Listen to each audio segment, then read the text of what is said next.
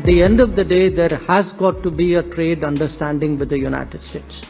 There has to be one because it is the world's largest market, but also because it is, much of the world has reached those understandings. But it has to be an understanding where our bottom lines, our red lines are respected.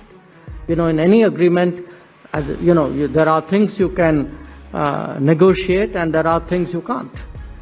And I think we are pretty clear about that, and we have to find that landing ground, and that's been the conversation really which has been going on since March. Finally, on diversifying trade, moving towards Asia. Most of our initial free trade agreements were actually almost all with Asia.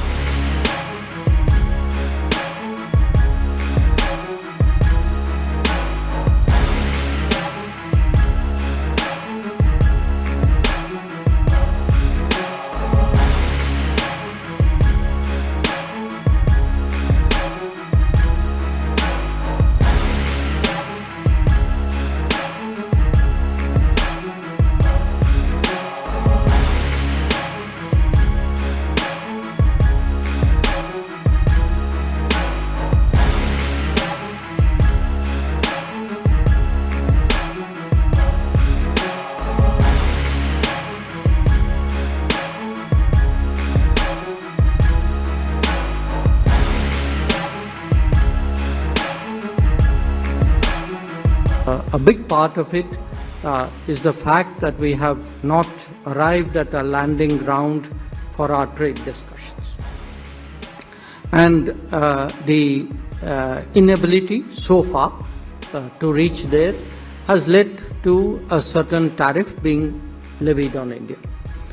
In addition, there is a second tariff which we have said, we publicly said we regard it as very unfair, which has picked on us for sourcing energy from Russia, when of course there are other countries who have done so, including countries who right now have a far more antagonistic relationship with Russia than we do. So I don't want to, I'm not minimizing the issues, but I don't think we should take it to a point as though this is going to percolate to every dimension of the relationship and there is something very fundamental at stake there. I think we need to see this in proportion. If you like this video, then like, share and subscribe to Mirror Now.